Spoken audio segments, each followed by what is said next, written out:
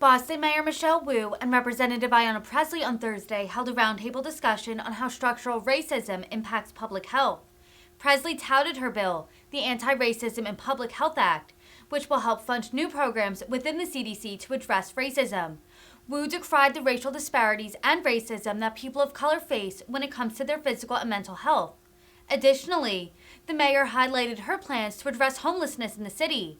When asked whether it would be hard to address structural racism under a potentially Republican-led House of Representatives after the midterms, Pressley simply said she's optimistic Democrats will maintain control over the chamber.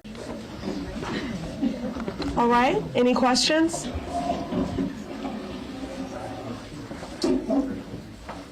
Yeah, President, Congresswoman, I'm wondering, as there's some predictions about, a red wave coming up from the elections, your thoughts on working in a Congress, particularly trying to deal with structural racism and how it intersects with public health, how that may work and how challenging that can be after the elections, if the House, for instance, goes Republican and there's many more, Well, Dr. Anderson did reference my, for lack of a better phrasing, optimism bias about all things. And I have that same optimism when it comes to our chances for the midterms. I think President Biden, in his remarks yesterday, really made it plain to the American people exactly what is at stake.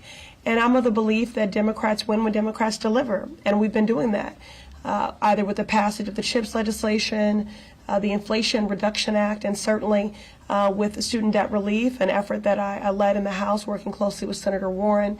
When people can tangibly feel the impact of our advocacy and of our policies. And I think also people are very clear that abortion care, which is health care, our reproductive freedom and bodily autonomy, and the very preservation and integrity of our democracy are all on the ballot. And I think that is made that much more plain when people see the threats to our democracy and to our lives with political violence and the like, what happens in the hands of far-right extremists, insurrectionists, and conspiracy theorists.